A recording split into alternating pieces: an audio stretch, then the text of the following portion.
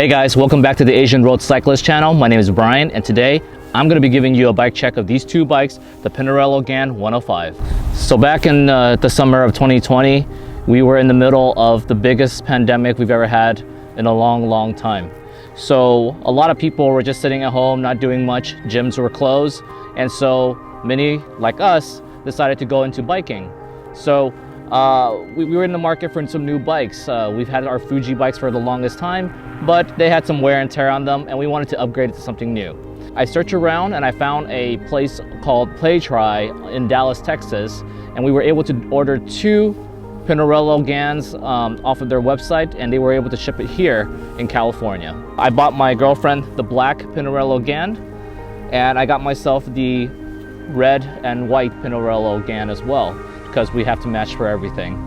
So before we jump into the specs and components of these two bikes, I want you guys to go ahead and reach down below and press that thumbs up button for us. It really helps out with the YouTube algorithm and helps spread our channel to other bike enthusiasts like yourself. Also, please subscribe to our channel for more bike contents in the future. All right, so this is my Pinarello Gan 105. And to start out, this is a T600 carbon frame.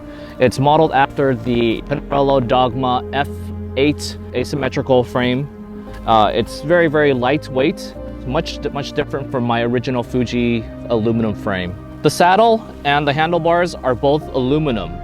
Those are probably the only two things on this bike that are aluminum, but they serve their purpose as well. I don't need any fancy carbon saddle or a carbon handlebar that's, with the aero tube. I think it's perfect the way it is, and we're just, regular bike enthusiasts, not pro racers. Next, we also have the Shimano 105 group set, which is the drivetrain for this bike. It has a 5430 chainring at the front and a 3011 at the back. With the range of gears that it has, it's really good for long distance as well as some climbs as well, which I've done both on this bike. I did a Century, and I also did a very big climb up both Turnbull Canyon and Hawk Hill.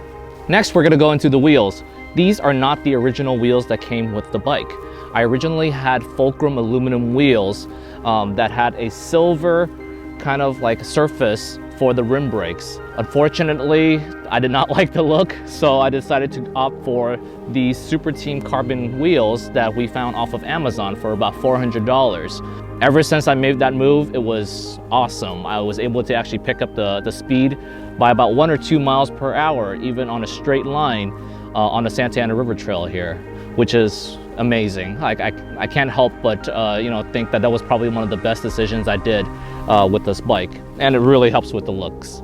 And of course, there are some other accessories that we've also added onto the bikes, such as the carbon bottle cages, the Wahoo Elements bolt, which is the cycling computer that we have here, the Night Rider flashlight, and also the small compact saddlebag that we had placed right here underneath the saddle.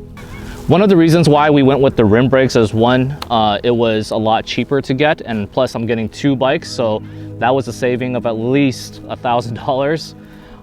And another thing is, I just felt like it was a lot easier to maintain. Disc brakes tend to be a lot harder, and when they squeal, you have to kind of figure out why that's causing that, whether the rotor is bent or if there's any kind of oil or residue on the rotors themselves that's causing the squeal. So I felt this was actually the right choice for me for now. Maybe down the line, I'll think about upgrading to a bike with a full disc brake system, but this is pretty good for now. One other noteworthy accessory that we added were these clipless pedals. Originally, we had some off-brand clipless pedals that when I was first practicing with them, I bought these cheap ones from Amazon for about $55, and they were good for starting out, but I had a rough time trying to clip in and out with them. It didn't feel smooth, or maybe I didn't mess with the tensioner correctly. These ones from the get-go, when the moment I put them on, they were easy to clip in and out. I was able to get in and out of them pretty easily without worrying about getting stuck in them at a stop sign. So it really helped out. These are the Shimano 105 carbon pedals. And probably the best bang for your buck upgrade that you can do are tires. So these are the Continental Grand Prix 5000 tires. Originally, they had these Vittoria tires with a lot of tread on them, and I understand that they're great for the rain and all the other kind of seasons, but here in California, we don't get a lot of rain, so getting some nice slick tires is a really good upgrade to keep your speed up, and they also feel really light and nimble as well. All right, guys, so let's go over the cost breakdown. Each one of these bikes costs $22.50. On top of that, you have to pay a $75 shipping and handling fee. There are no taxes, however. Maybe that's because in Texas, they don't have a sales tax. If one of you guys live in Texas and know anything about this, please leave a comment down below. The carbon wheels cost $400 a set, and so I bought 2 of them. In terms of the frame sizes, I have a 46 centimeter frame, and my girlfriend has a 44 centimeter frame.